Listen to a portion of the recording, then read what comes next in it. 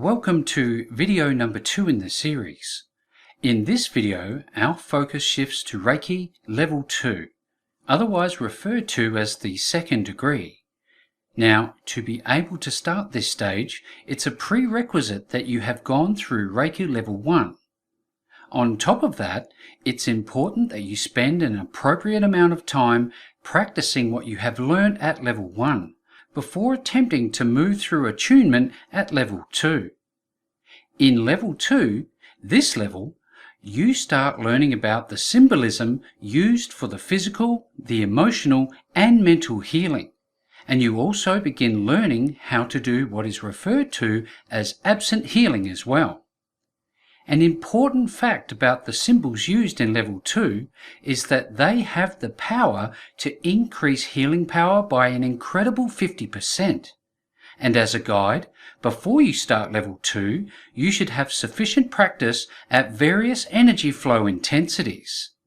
And if you practice daily, you should be ready to proceed to Level 2 in about 3 months. Now, only once you are confident that you're ready, then can you move towards Reiki 2 initiation. In this process, your central channels opened up to a much greater level and the amount of energy available to you increases significantly. Okay, assuming that you have in fact completed Level 1, I want to spend just a few seconds reflecting on your journey so far. Already, you have invested in yourself, in your growth, and in your knowledge of Reiki. And that's a wonderful thing.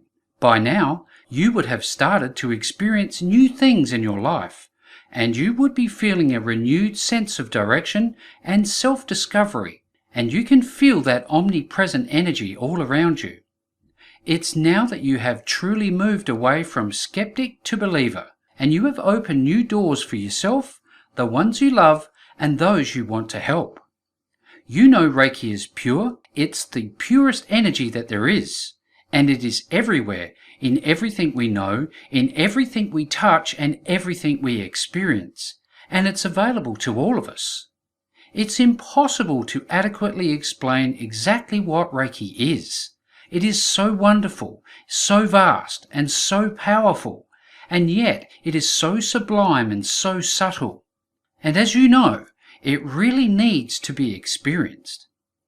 Now, at the next level, Reiki 2, the second degree, you would have already completed the requisite Level 1, and by now, through your practice, you've arrived at a place where you are completely ready for Reiki Level 2, the second degree. Now, to start out, we know that we're made up of millions of cells in our body that are connected and are continuously communicating with each other.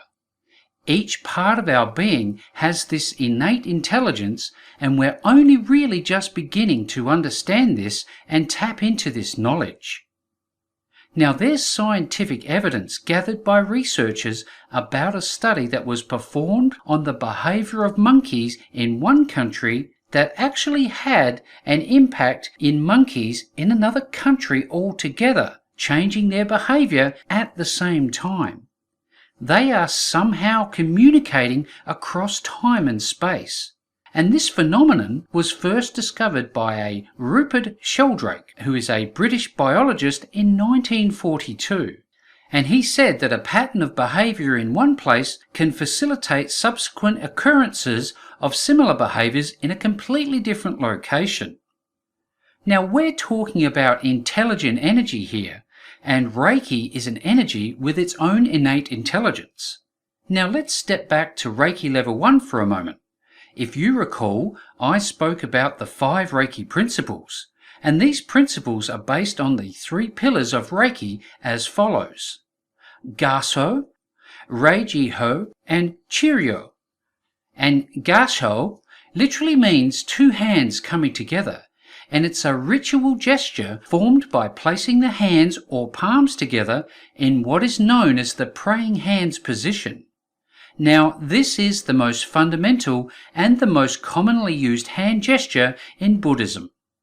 Gassho implies recognition of the oneness of all beings and is used to express gratitude and respect.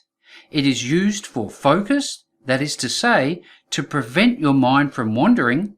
It's used to bring oneself into dynamic balance, and finally, it is used to express the one mind, totality, the congruence of being.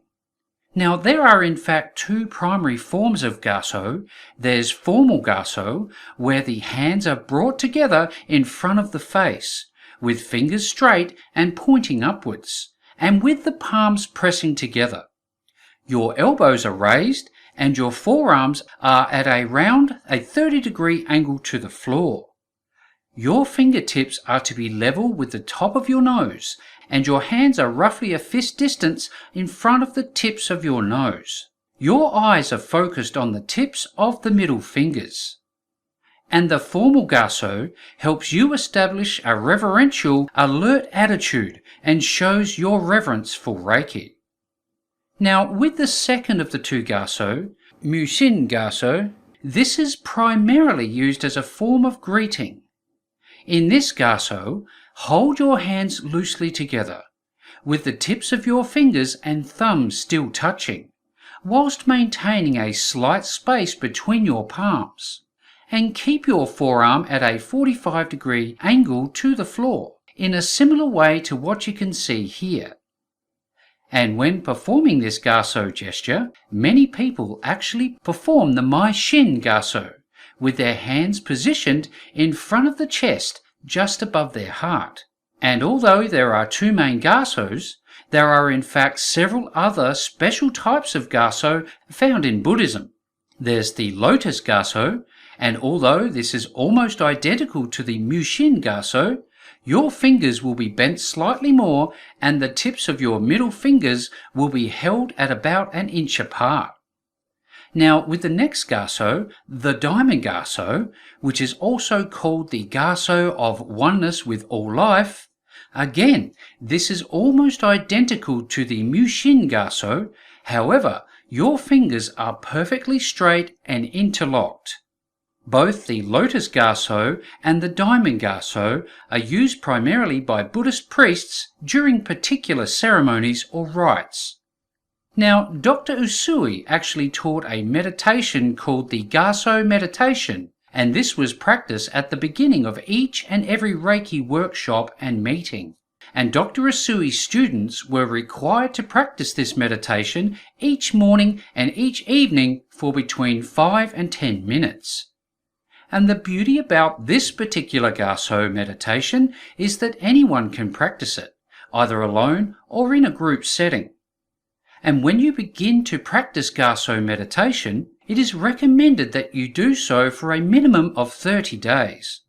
In fact, it should become enshrined in your daily activities to achieve maximum effect. Okay, so how do you actually practice gaso meditation? Well, first off, you sit down and you close your eyes. At that point, you then place your hands together in the gaso position as seen here. Now focus your attention at the point where your two middle fingers meet each other.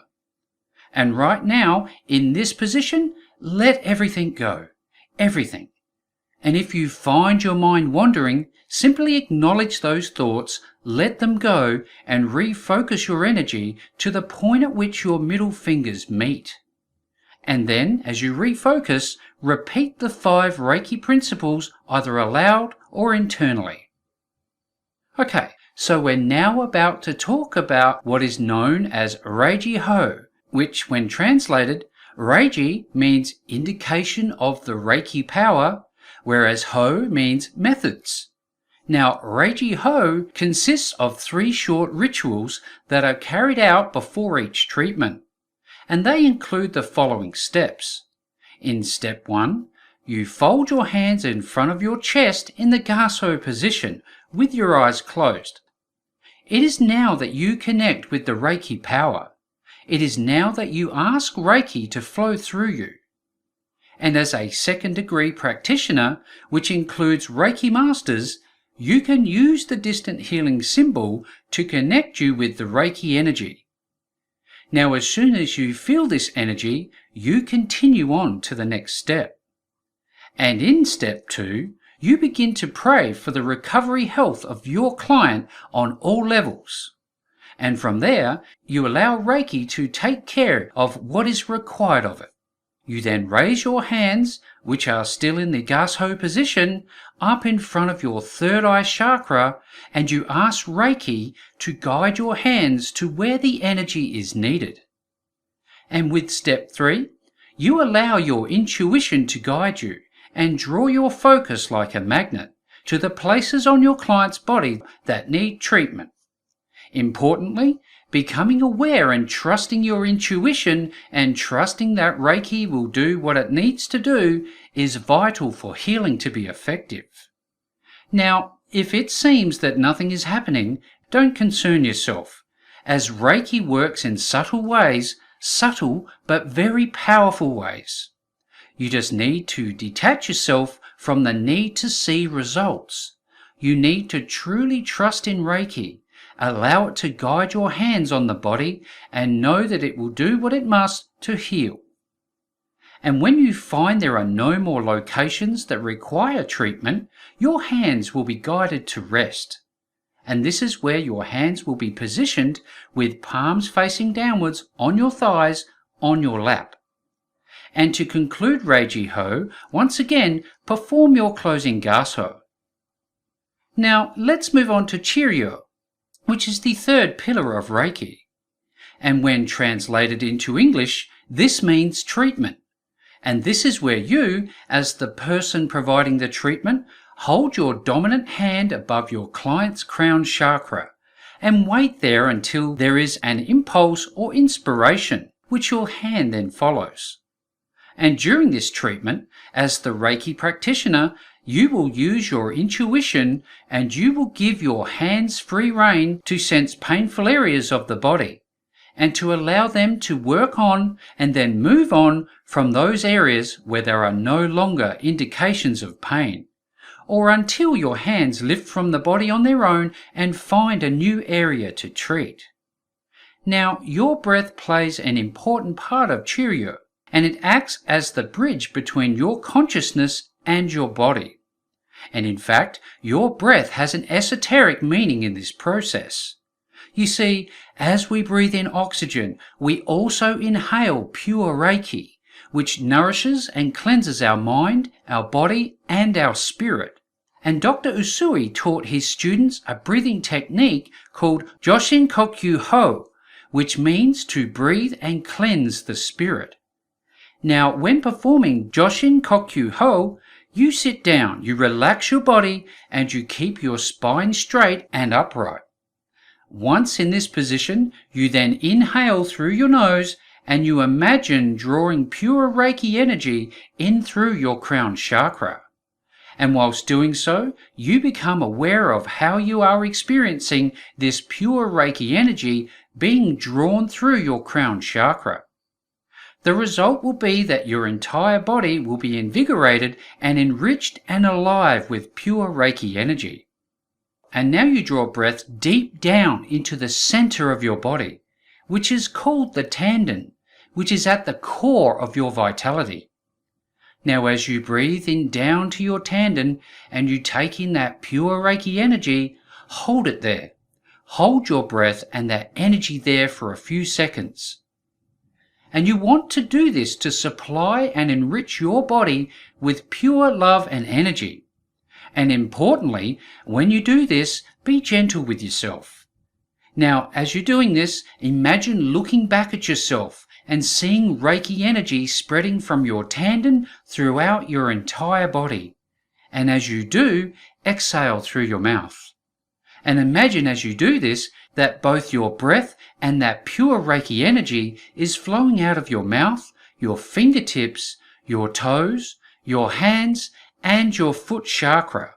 And during this process, you become a clear channel for Reiki, and you experience pure Reiki energy flowing through you direct from the cosmos and back again to the cosmos.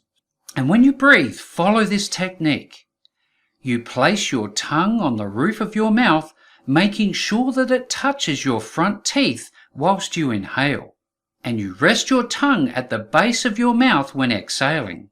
And when you first try this, it might feel a little odd, so experiment with this technique to get better at it. So you may have heard this said before, Namaste. But what does it mean? Well, Namaste is not only a form of greeting that is used when people meet or depart, it's also used in Reiki as a gesture to signify respect and honouring of the universe and the oneness of everything. Now, this gesture, Namaste or mudra, which is a symbolic gesture in both Hinduism and Buddhism, is a very simple act which is made by bringing together the two palms of your hands in front of your heart and lightly bowing your head. And this signifies a humble greeting that is coming straight from your heart, a pure place, and is reciprocated by those you are greeting. Namaste is actually a composite of two individual Sanskrit words. Firstly, nama and te, and its name means to bend, incline, or bow. And when you put the two Sanskrit words together, it means to submit oneself to another with complete humility. And you can see here that the word nama is split into two parts, na and ma. And na signifies negation, whereas ma represents mine. Thus, the meaning when put together is not mine. And namaste is the rejection of I and the relationship with the ego. And ma in nama means spiritual death. And when this is negated, it signifies immortality. So in totality, the whole action of Namaste imprints itself on three levels: the mental, the physical, and the verbal level. Now, the mental submission is in the spirit of total surrender of the self. Thus, a transactional interaction can only occur between two equals. Hence, by performing Namaste before someone, we are recognizing the divine spark in that person and the divine spark within ourselves. So if you break it down into its most simple terms, Namaste is an imitation of the God in me greets the God in you, and the spirit in me meets the same spirit in you. Namaste represents equality and is deeply rich in symbolism. And with Namaste, to perform it correctly, you first must blend your fingers of your left hand exactly with the fingers of your right hand, as can be seen here. And the 5 fingers of your left hand represent the 5 senses of karma, where those on your right hand represent the 5 organs of knowledge.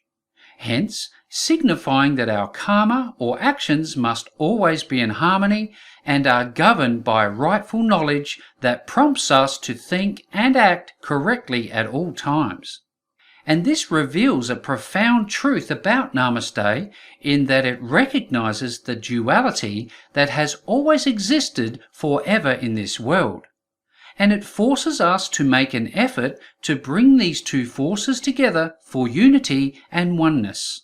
It is also unique in that its physical performance is accompanied by a verbal utterance of the word Namaste, which is the equivalent to performing a mantra.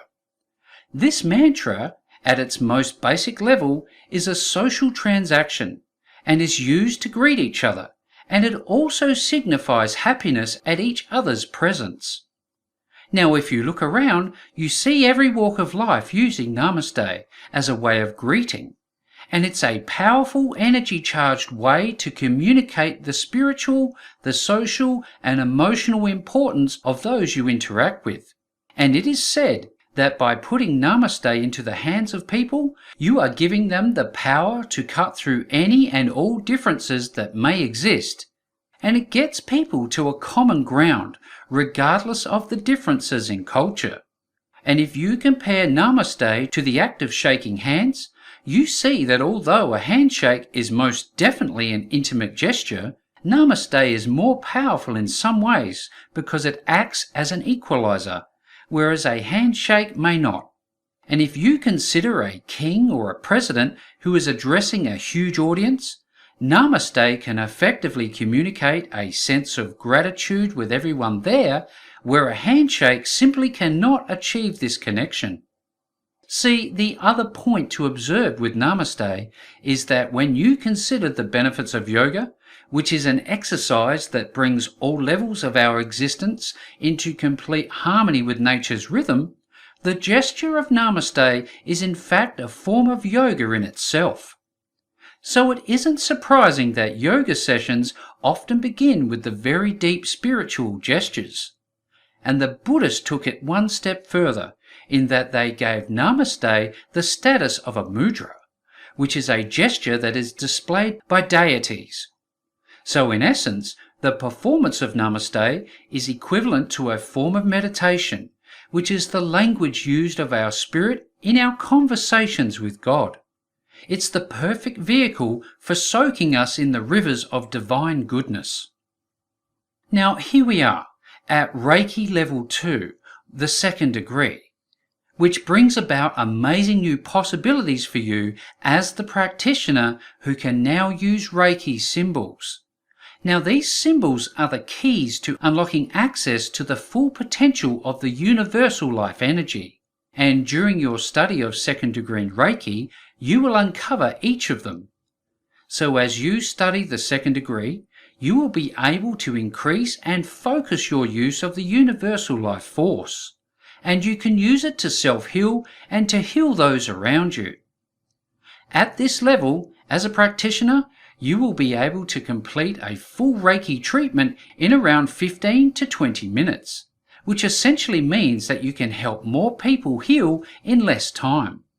You now have the ability to send distant healing across time and space, and with practice using symbols, you will be able to connect with another human being anywhere in the universe. And this applies to the past, present, or in the future. See, the wonderful thing is that as you incorporate Reiki symbols into your everyday life, you will begin finding an unlimited number of uses for them. And the greater your understanding and imagination around how you can apply them, their wider range of applications will become apparent to you. As a second degree student, you will also begin to notice personal shifts that enable you to vibrate at a higher level, and your psychic abilities will also expand. As part of your study at the second degree, as is the case with Reiki Level 1, you will again go through a 21-day detoxification process that assists your mind, your body, and your spirit to find their equilibrium. Alright, it's time to introduce the sacred Reiki symbols to you. These are very important, very special, and extremely unique, and they play a critical part of Reiki as they enable you to connect more effectively to the universal life energy. Look at these symbols as the key that unlocks the flow of Reiki energy and enhances and amplifies the universal life energy. Now, you can of course access Reiki without using these symbols. However, their use most certainly does strengthen and improve the focus of Reiki energy. Dr. Usui uses 4 sacred symbols, and they are known as the traditional Reiki symbols. Now the first 3 symbols are taught in Reiki Level 2, and the 4th master symbol is taught at Reiki Level 3. And once you are attuned to these important Reiki symbols, they will be linked to your conscious and subconscious for life. Once you have studied the first 3 Reiki symbols, you will find that their healing abilities are immediately heightened. However, without going through the second degree attunement process, these symbols will not work and are essentially useless to you. Now, Dr. Usui originally taught Reiki without any use of symbols, but he did introduce them to help students better understand and more easily connect to Reiki energy. These 4 symbols were actually uncovered by Dr. Usui in the Sanskrit Sutras, which are an ancient text, and when he found them, he came to recognize that these symbols would enable himself and others to finally tune into Reiki, in very much the same way you tune a traditional radio. See, these symbols bridge the gap between the healer and the person receiving the healing energy, And this happens across the boundless time and space in which the universal life energy exists and is drawn and sent as needed. These transcendental symbols, in other words spiritual symbols, connect you as the practitioner and your client directly to the higher self, or the higher consciousness, or what we know as the Ray. And all of this occurs simultaneously, which has some incredible consequences on a number of levels both inside and out. Now, when you draw these symbols, you need to make it absolutely clear what your intention is. It must be clear and it must be positive. When you use these symbols, see them in your mind. Visualize them as a living energy full of life and vitality. And you may even experience this energy as a wonderfully warm, bright white light. It's known that some practitioners actually draw these same symbols on the inside of the roof of their mouth with their tongue before transferring the symbols to the recipient, where other practitioners draw the symbols on their hands or the body of the recipient. Now, in this section, I'll be introducing you to Choku-Rei, which is the power symbol and Reiki activator. And you can see an image of it here. And this symbol is oftentimes called the light switch because of its ability to turn on all of the other symbols. So let's break it down, starting with Cho. Now this means to cut, and this is about removing illusions in order to see the whole. And Q means penetrating. So imagine cutting through something with a sword. And finally, Rei, meaning universal, means omnipresent, that is everywhere.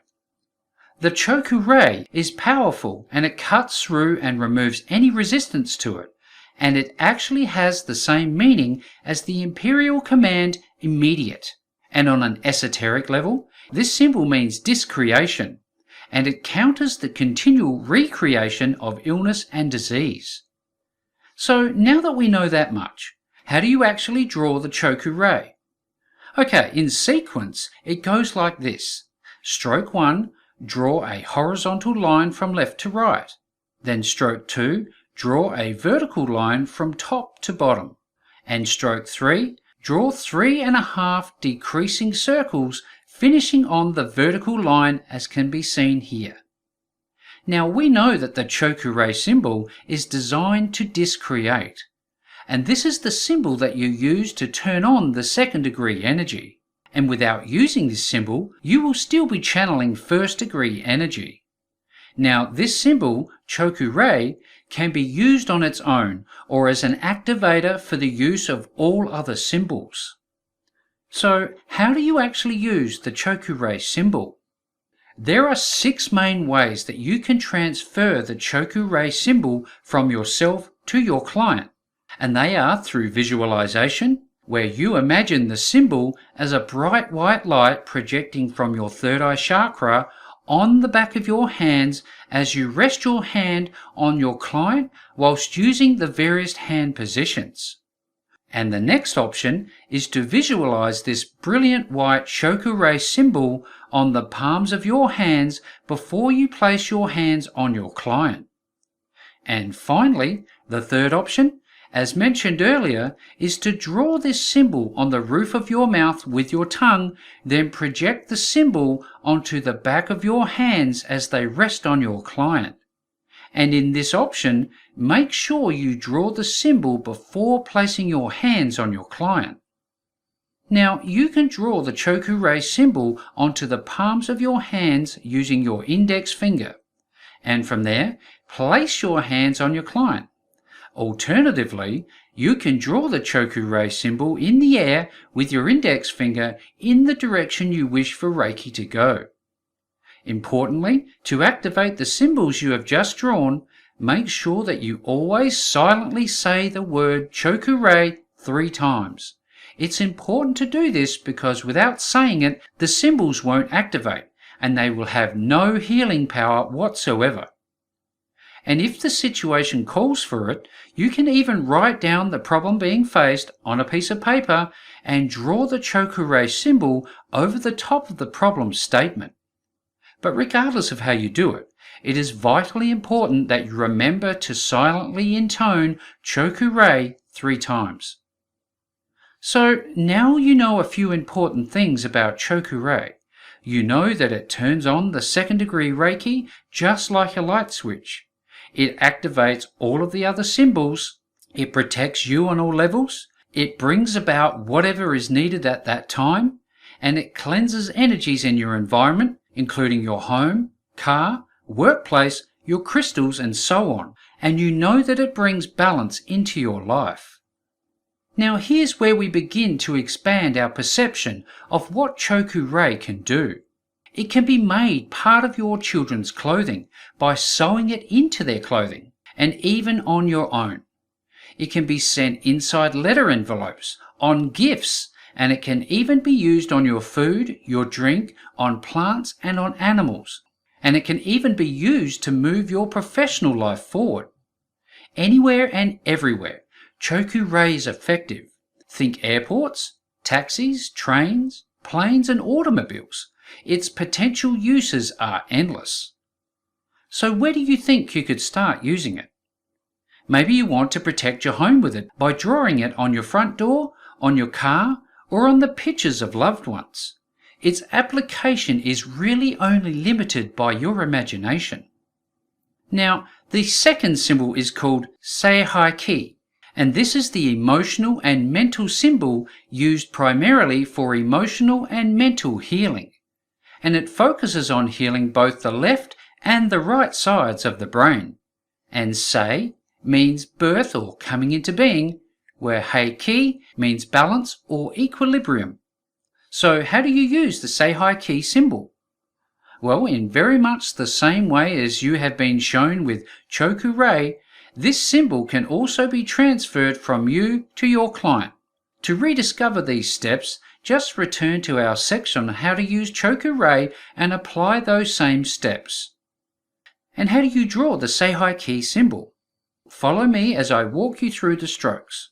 Stroke 1, you draw a 3-part zigzag line as shown here. Stroke 2, then you draw a vertical line from top to bottom as shown. And for stroke 3, you draw a curved line from top to bottom. And for stroke 4, draw a curved line from top to bottom. And finally, in strokes 5 and 6, draw 2 curved lines as shown from top to bottom. And in a similar way to before, to activate the Seihai-ki symbol, you first draw the Choku-rei symbol while saying silently the words Choku-rei 3 times. From there, you then draw the Seihai-ki on top of the Choku-rei symbol and say silently the words Seihai-ki also 3 times. And finally, you draw the Choku-rei again on top of the Seihai-ki symbol and again saying in silence the words Choku-rei 3 more times. And this is commonly referred to as the Reiki sandwich. And you set up this sandwich if you feel that your client is suffering from some sort of emotional or mental block. This sandwich can be used to release these blockages, and it will allow the healing process to begin. Now when you do this, imagine your Reiki sandwich coming out of your third eye chakra and going into the third eye chakra of your client. And as you intone the required words, add to it, "if it be for the highest good." Alternatively, go ahead and draw the symbols on your hands and then place them over your client's third eye chakra. And what you will find is that the Reiki sandwich is often needed when you are treating a person for addiction, weight problems, or habits they want to break. And again, this is where having a box of tissues around will come in handy when your client finally experiences a release. There is more than likely going to be a strong reaction that ends in a heightened emotional state. Now, with the Reiki sandwich, it can be used on all of the normal hand positions. However, the third eye chakra position must be treated with the utmost of care and responsibility. The Reiki sandwich will allow you, as the practitioner, to travel deep into your client's mind. But not only that, you must be on guard of your own thoughts, as they can be picked up by your client. And before you start, ask the higher self of your client for consent before working on their third eye chakra. It's now that your intuition will either give you permission or not. And importantly, if you are treating a person suffering from a disease such as AIDS, cancer, or leukemia or similar condition, then visualize literally hundreds of thousands of Seihai Ki symbols penetrating every cell of your client's body. Now, Seihai Ki has another amazing thing to offer you.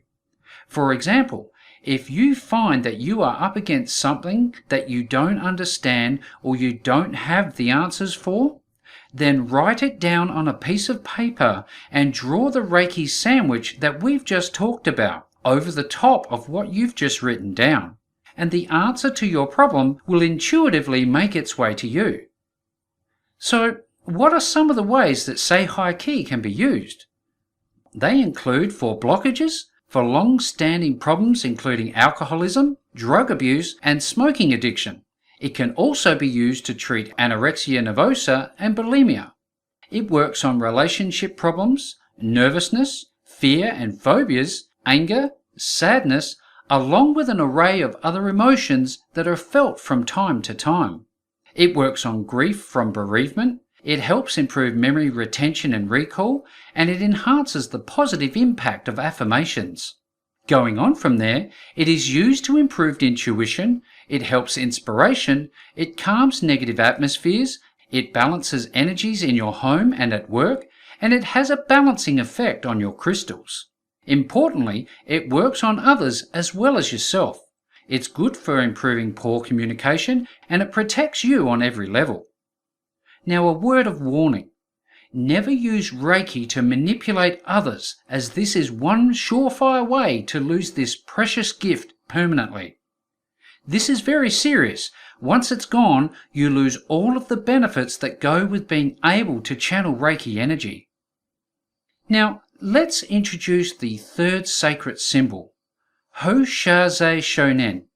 And with this symbol, it is used to heal from a distance. It transcends time and space. That includes the past, the present, and the future. And like all of the symbols, it too must be activated in the same way as described earlier using Choku Rei. Now, this third eye symbol gives you as the practitioner the ability to channel Reiki across space and time. Distance no longer is a barrier to healing. You can heal from across the room or across the planet. It doesn't matter. Here's an example. Using Honshaze Shonen, you can bridge time and space to heal a childhood problem or even a past life challenge. And future events can also be improved by sending Reiki in advance.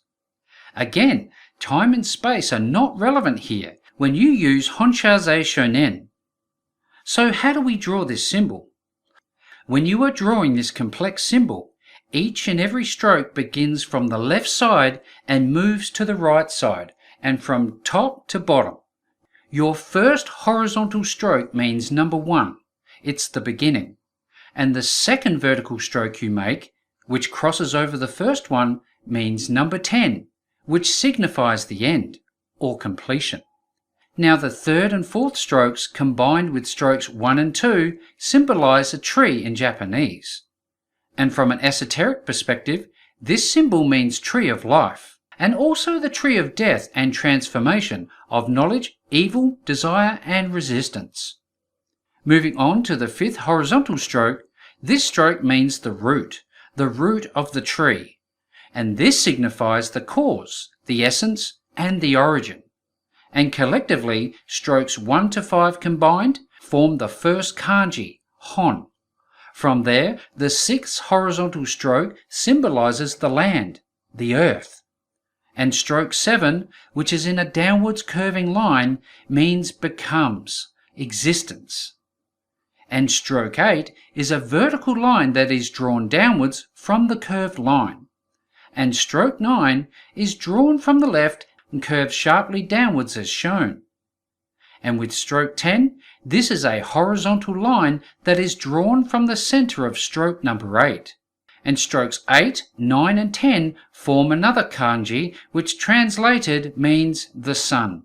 And this symbol means what was hidden is brought into being, bringing light onto the earth. And this means that when you place your hands on your client, you are slowly revealing what is already there. Now for stroke 11, this is a horizontal line that is drawn from left to right and seals the Sha kanji. With stroke 12, this is a vertical line drawn from the center of stroke 11 downwards. And for stroke 13, this is a vertical line drawn as shown. And for stroke 14, this is a horizontal line drawn as shown. Now strokes 11 to 14 form the next kanji, Sho, which translated means right, correct, and justice. And with stroke 15, this curves downwards to the left as shown. And for stroke 16, this curves downwards to the right. Now importantly, strokes 15 and 16 combined form the kanji, Zai, which means harmony, acting appropriately and in the correct manner.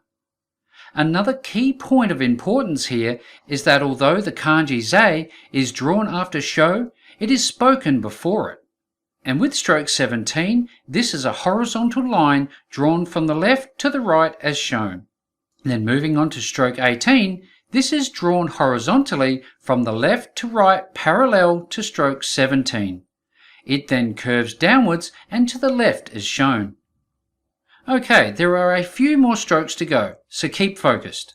Now stroke 19 curves downwards similar to the letter C, and stroke 20 also curves downwards similar to the letter C. And with stroke 21, our final stroke, this also curves downwards. Keep in mind that strokes 17 to 21 form the final kanji called Nen, which means the heart, thought, now and in the present moment in time. And with all that said, how do you actually use the Hoshaze Shonen symbol? Again, this is activated and transferred in the same way as previously described for all symbols, starting with the Choku-rei, Intonement and the Reiki sandwich. And some ways that Honshaze Shonen can be used includes for deep-seated diseases, long-standing problems, to channel Reiki to another person overseas, or to send Reiki to someone in hospital. It works on groups or larger organizations. It works on towns, cities, and whole countries, and is used in disaster and crisis situations. And it can be used to assist driving tests and examinations. It can work on almost any level that you can think of. It works on karmic past life issues, on children whilst they are sleeping. It helps treat burns patients who cannot be touched, and it heals our inner child. It heals the past, it heals the present, and it heals the future.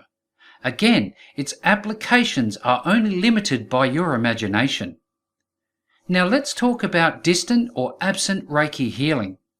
As the name suggests, this is healing that you can perform on someone who is in another place altogether.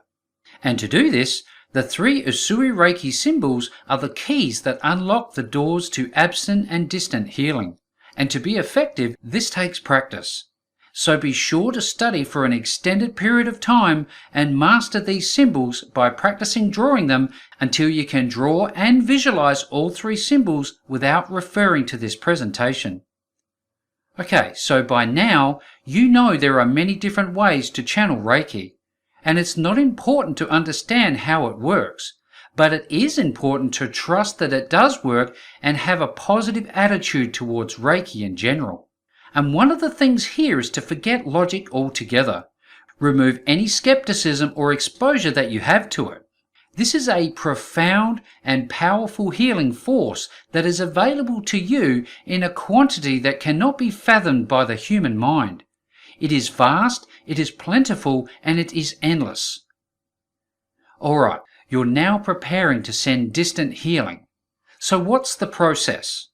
Well, first off, know that you can send it whenever and to whomever, wherever they are. And it won't matter what's happening around you or them at the time of the treatment. And as you become more practiced, you will be able to filter out distractions so you can focus on sending Reiki. So as you begin, try and follow the following guidelines. First of all, find a quiet place and make sure that you have ample time available to you. You need to then focus on the distant healing method that is appropriate at the time. From there, ground yourself and connect with Reiki. Remove the ego. Remember, you are only a channel through which Reiki flows. Be sure to confirm that you feel Reiki flowing before you attempt to connect with the recipient and begin to send Reiki to them. And when you're ready, start sending Reiki. And keep the session going for as long as you intuitively feel that it should continue, keeping in mind that Reiki will continue working after the session is complete. And your session should go for around 15 minutes, and at the end of the session, always envision a positive outcome for the person, place, pet, event, or situation that you're healing. And finally, disconnect from the recipient and then ground yourself. With anything, it takes practice to get good at something, and this is also the case with distant or absent healing.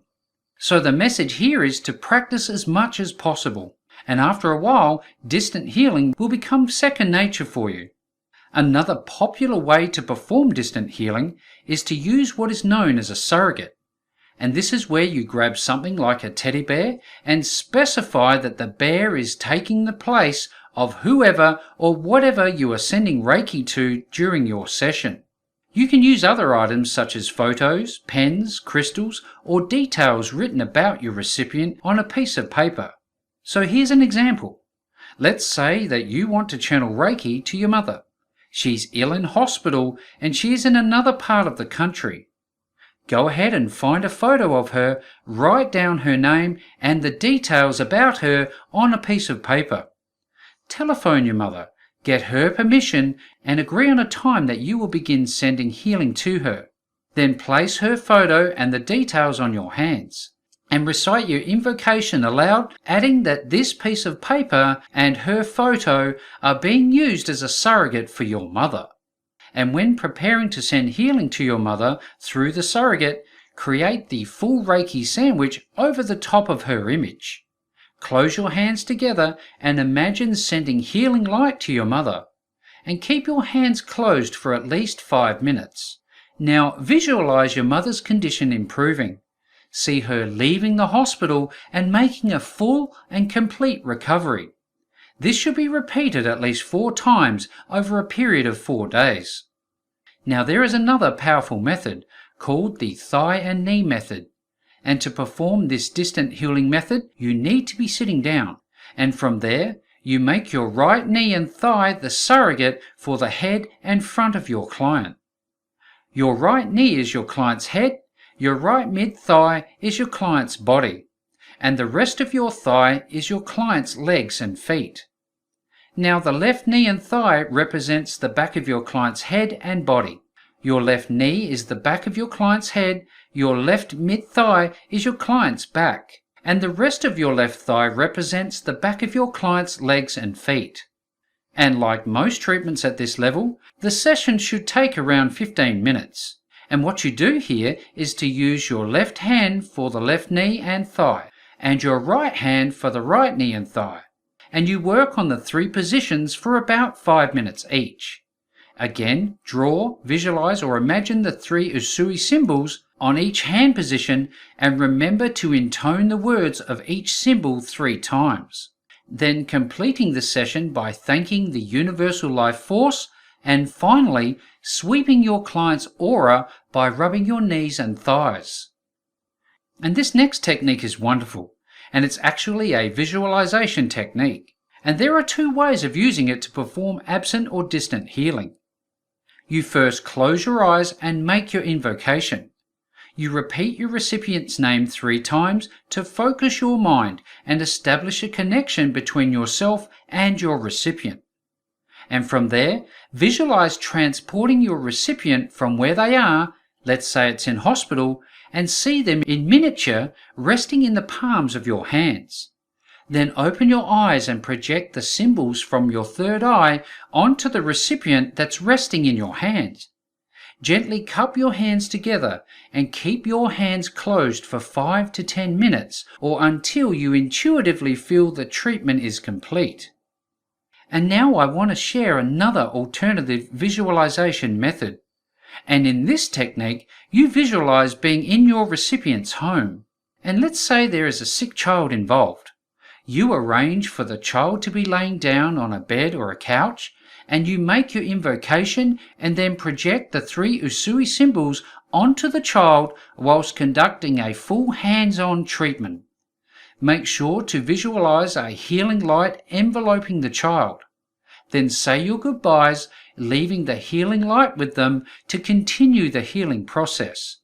And finish off by thanking the universal life energy. Now, before we continue, I want to make an important note in that whenever you perform distant healing, your intuition is particularly useful as you won't necessarily receive instant feedback directly from your recipient during the session. Now, unlike an in-person treatment, you can't observe or experience exactly what the distant recipient is experiencing. So you will not be able to see if that person is sighing, coughing, laughing, crying, and so on. Nor will you be able to pick up on any of their subtle non-verbal communications and reactions, such as involuntary movements or changes in skin temperature. Now, this is the point in time that you must seek permission to send distant healing to your recipient. And when you are with a person, it is safe to assume you have permission as they are there with you for healing to occur, which is different to distant or absent healing. Now, in the case where your recipient is ill and cannot give you verbal permission, then in this case, we do our best to gain permission through a close family member to maintain an ethical practice and integrity. Importantly, don't try to impose your healing energy on someone who doesn't want it. You will always find others who are looking to receive your gift. And there may be times that you receive a request to perform distant healing through various other ways. They may come in an email, via your website, in a text, and by someone simply approaching you in this way, they are giving you permission. And if you receive an urgent request on behalf of someone else, use your intuition to guide your decision to proceed. And it is here that you would add the rider that it should be for their highest good. You can also send Reiki with a specific intent so it flows only where it is desired. Or in other words, you can send Reiki without explicit approval, but first make it clear in your mind that if the person in question doesn't want Reiki, the energy will make its way elsewhere, or to some other person who does want it. In any event, you will have strong feelings one way or another about getting permission to send Reiki. Use your intuition. Okay, in a similar way as before, when performing a traditional distant healing session, confirm you have the recipient's permission. From there, using a photo or some other object relating to your recipient, hold their image in your cupped hands. Then visually draw onto that photo while intoning the names of the following symbols aloud 3 times each to create a virtual Reiki sandwich. Choku-rei, the power symbol, Sei-hai-ki, the emotional symbol, Hon-sha-zei shonen, which is the distance symbol, and Shoku-rei, the power symbol again, to create the sandwich. Then say aloud the person's name 3 times as you close your hands together to cover the photo. Now imagine being in the same room with that person so that you can see them in your mind, sitting or laying down, ready to receive treatment. Now visually draw the virtual Reiki sandwich onto the body of your recipient, once again intoning the name of the symbols 3 times. Then conduct the full Reiki session in your mind, paying close attention to any known disease or hotspot that you are drawn to. And finally, end the session by cleansing the recipient's aura and ground them. Then ground yourself. I want to add here, please remember that everything that you're learning here is to be used as a guide. This is about your good intention. There is no right or wrong way. As Reiki 2 level practitioners, we've moved into a brand new sphere of Reiki healing where the restrictions of time and place are gone. We can send Reiki to a person, a country, or wherever it is needed. The past, the present, the future, we have the ability to send Reiki where it is needed the most. For example, just imagine that you're sending Reiki to a future dental appointment. This is a wonderful way to make sure that Reiki is flowing at that time to help you or your recipient for their highest good. Now you can send it back in time, which although doing this won't change history, but it will heal what results from it. See, people hold on to their past experiences and they carry it around like baggage until it is healed, and this can be applied to one event or multiple events in time. And as for the future, you can send Reiki forward in preparation for a special event such as a vacation or a wedding or other important event. And in doing so, you can harness the energy to attract positive results. And if you're exposed to world events and disasters that you want to help with, then you can do that too. War zones, accidents, tragedies, violent events, terrorist attacks, you name it. You can send Reiki to heal and do its thing where it's needed the most for the greatest good. And another great technique is to use a Reiki box. With a box like this, you can write down the names and details of the people or situations you're sending healing to, and you can send it at the date and time by writing this information down. And set aside time each day to send healing to the people or events stored in that box. And many people also charge their crystals with Reiki energy, and they place them in a set pattern with a specific intention. And crystals are fantastic at enhancing the energy that is sent at a distance. And finally, information boards are also a wonderful way to send Reiki to people or situations. Remembering to draw the full Reiki sandwich over the board and then Reiki the information board for 5 minutes. Okay, so what about goals? Can you influence their outcome using Reiki? Yes, most definitely. As is the case in all parts of life, goals often make the difference between achieving success or failure. So setting them can empower you to achieve your goals. And when you couple your goal statements with your intentions, then the world opens up a whole new set of opportunities. And by sending out positive energy charged with intention to achieve our goals, using the law of attraction, we can have what we desire. We just need to send it out to the universe so that it can return to us. If you can clearly see your goals, your dreams, and your desires, and you send it out to the universe, then you will attract everything you want using the power of Reiki. So as is the case with most healing sessions, draw the full Reiki sandwich over the top of your goals, and Reiki the paper for 5 minutes. Carry that piece of paper around with you and remember to add that rider, that it should be for the greatest good. Alright, let's prepare to treat your client. And the first thing to do is to clear your treatment area of any negative energy and raise the vibration of the room by using the Choku-rei symbol. Draw this symbol on all of the walls, the ceiling and floor, on your healing table, on your crystals and candles. And when your client arrives, project the symbol onto their third eye chakra to relax and prepare them for a treatment. Remember, always draw the symbols on your hands before you begin the treatment. Visualize the symbols entering your client's body through each chakra and hand position. And remember to add the rider, that it should be for their greatest good. So, given what I've just shared with you, what role do positive affirmations actually play in Reiki treatments? Well, if you are working on a specific treatment, using positive affirmations will align with your overall positive intentions to heal. As an example, if your client wants to stop smoking, then ask your client to silently intone at regular intervals throughout the treatment, "I now release the need to smoke cigarettes." And remember, the Seihai key is used for addictions. Alternatively, Write the positive affirmation on a piece of paper and have your client hold on to it throughout the treatment. And when it's complete, get your client to take it home with them and keep it on their person or wallet and tell them to read it daily.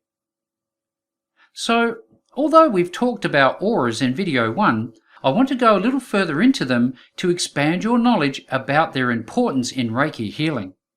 And to start off, there's a technique referred to as Kirlian photography, and if you have not heard about it until now, I'd like to explain what it is. This is a type of photography that allows us to see the energy flowing through our bodies. It's really quite fascinating.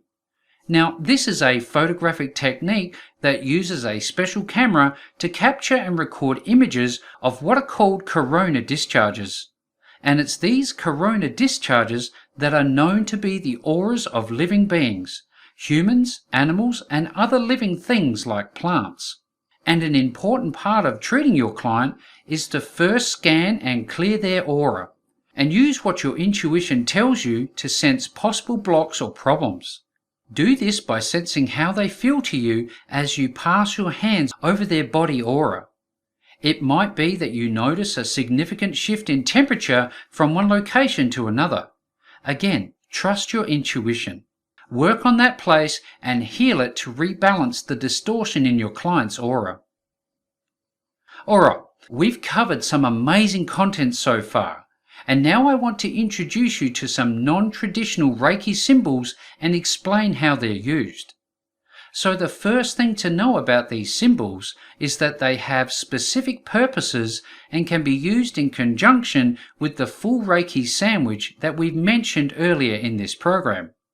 Now, it's important to know that the use of these particular symbols is not a necessity, and they act as an additional option that you can try yourself to see if you want to incorporate them into your Reiki practice.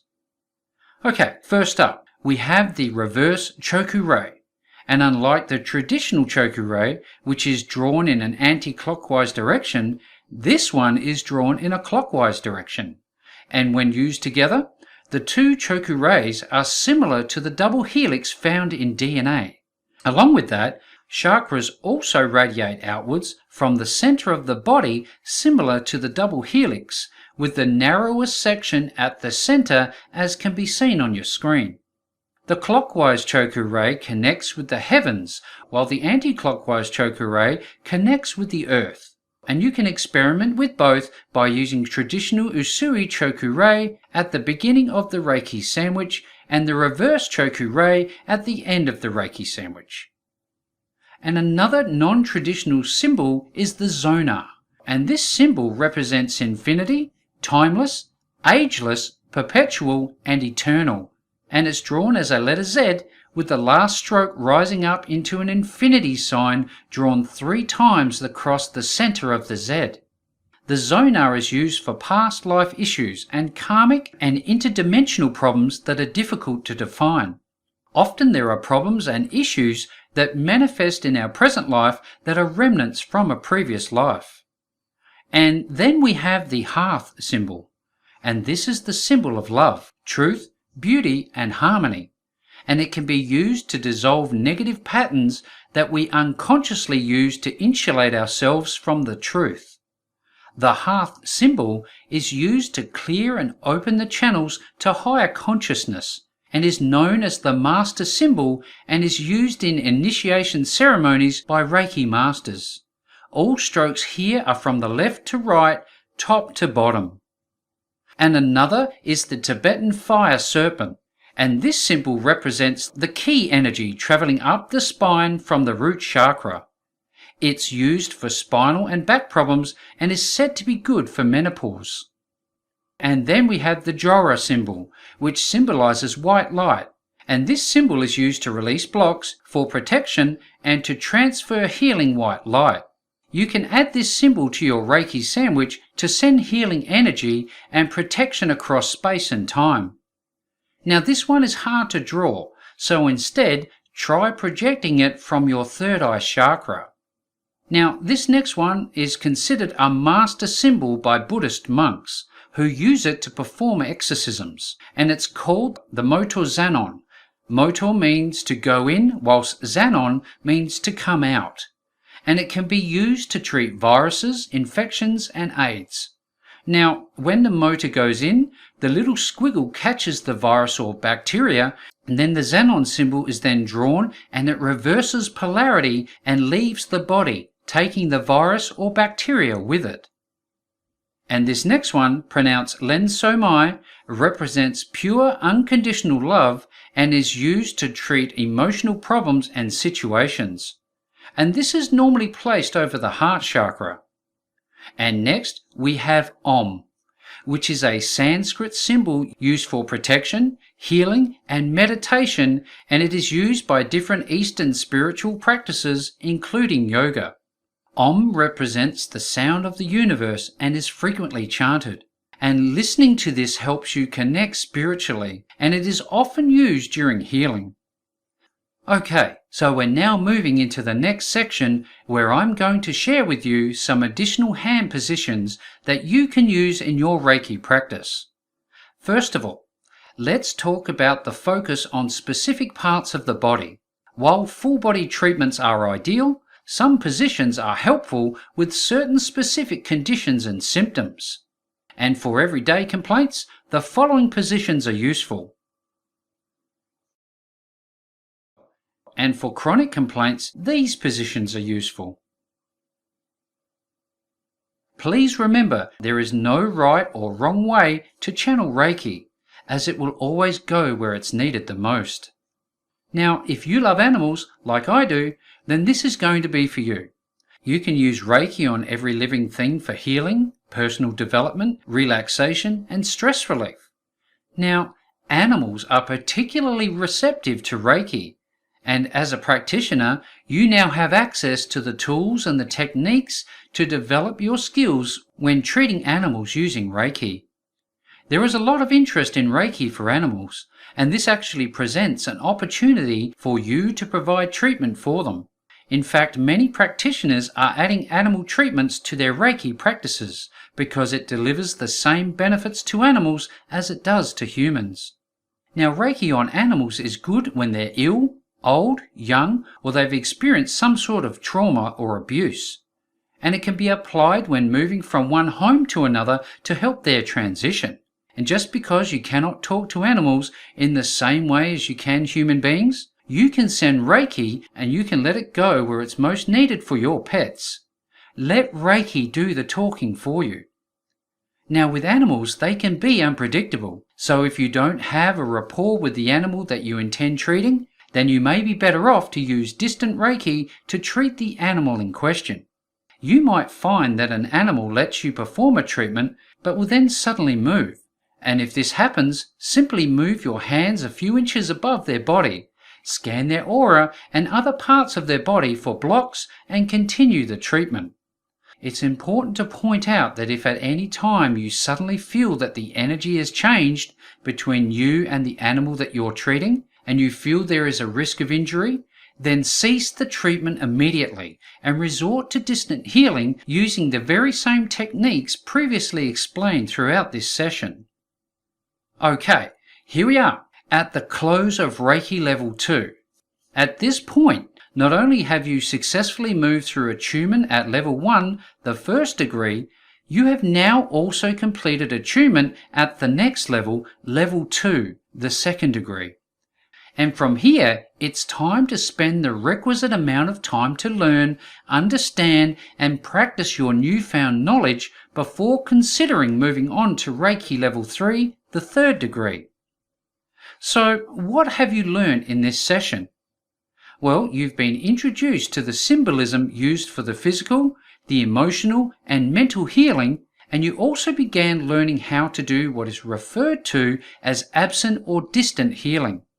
And as a Reiki 2 practitioner, you now have access to at least 50% more healing energy that you can use for the greatest good of yourself and those around you. And as a guide, before you start moving towards Reiki Level 3, you should have sufficient practice at various energy flow intensities. And if you practice daily, you should be ready to proceed to Level 3 in about 6 to 12 months. But again, this is a guide, and you should use your intuition to guide you. This is not a race. This is about attunement to the natural universal energies that are available to you through channeling of Reiki energy. So take your time and enjoy the experience.